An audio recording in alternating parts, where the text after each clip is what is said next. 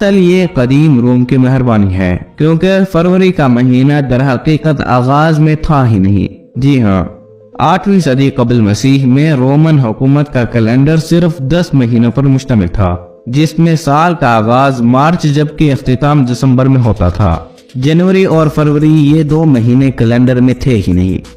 10 مہینوں کا یہ سال 304 دن پر مشتمل تھا، جس میں مارچ 31، اپریل 30، مئی 31، جون 30، جولائی 31، اگست 30، ستمبر بھی 30 اور اکتوبر 31، نومبر 30 اور دسمبر بھی 30 دنوں پر مشتمل تھے۔ اس زمانے میں سرما یعنی کہ سردی والا موسم ایک بے نام اور بغیر مہینے کا دور ہوتا تھا، جس کی کسی کو بھی پرواہ نہیں ہوتی تھی، کیونکہ فصلوں کی کاشت ایک خاص وقت میں ہوتی تھی اور اس وجہ سے سردیاں بیکار سمجھی جاتی تھیں۔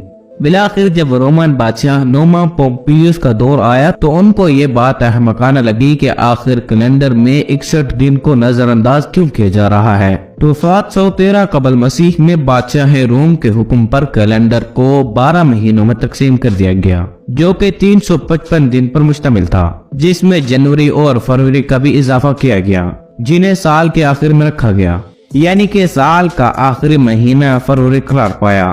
مگر قدیم روم کا کوئی بھی کیلنڈر تو ہم پرستی کے بغیر مکمل نہیں ہو سکتا تھا۔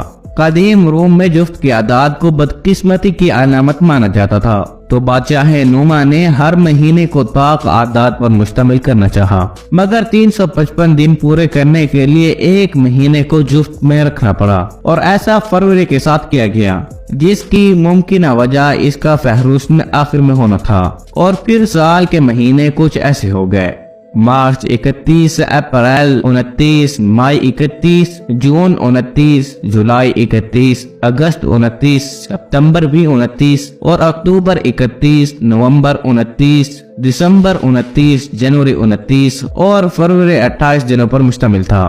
لیکن پھر بھی 355 دنوں کا یہ کیلنڈر مکمل نہیں تھا، اور کئی سال بعد سیزن اور مہینے ترتیب سے باہر ہونے لگے، تو اسے ٹھیک کرنے کے لیے روم میں 27 دن لیپ مہینے کا اضافہ کیا گیا، جسے مرسیڈونس کا نام دیا گیا۔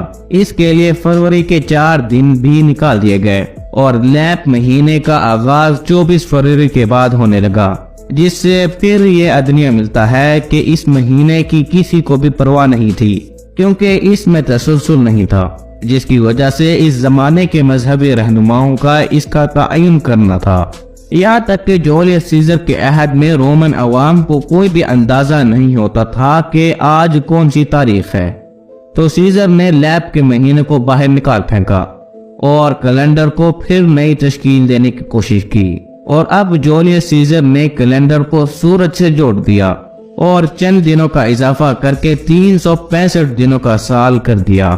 لیکن بعد میں پتہ چلا کہ زمین کا سورج کے گرد گردش کرنے کا دورانیہ 365 دنوں کا نہیں بلکہ 4 دن زیادہ ہے، یعنی کہ 365 دن 5 گھنٹے 49 منٹ اور 12 سیکنڈ۔ اور چونکہ زمین سورج کے گرد گردش کرتی ہے، اس لیے موسموں کی تبدیلی کا انحصار بھی زمین اور سورج کی اس گردش کے رشتے پر ہوتا ہے۔ اسی لیے اگر ہر سال 365 دن رکھیں تو ہر سال 4 دن کا فرق پڑنے لگے گا، اور کیلنڈر موسموں سے دور ہونا شروع ہو جائے گا۔ اب چونکہ دنیا بھر میں گریگورین کیلنڈر کا استعمال کیا جاتا ہے، جس میں 665 دن ہوتے ہیں، تو اس فرق کو دور کرنے کے لیے لیپ سیکنڈز اور لیپ سال کے ذریعے گھڑیوں اور کیلنڈرز میں زمین اور موسموں کے مطابق پیدا کرنے کے بعد فروری کا مہینہ کیلنڈر میں دوسرے نمبر پر آ گیا، مگر اس کے 28 دن ہی برقرار رہے، اور اس وقت سے لے کر ابھی تک یہ سلسلہ ایسے ہی برقرار ہے۔ دوستو، آج کے لیے صرف اتنا ہی۔ مجھے امید ہے کہ آج کی ہماری ویڈیو آپ کو پسند آئی ہوگی۔ اگر پسند آئی ہے تو اس ویڈیو کو لائک کریں، شیئر کریں۔ ملتے ہیں ایک نیکسٹ ویڈیو میں، تب تک کے لیے اجازت۔ السلام علیکم ورحمۃ اللہ وبرکاتہ۔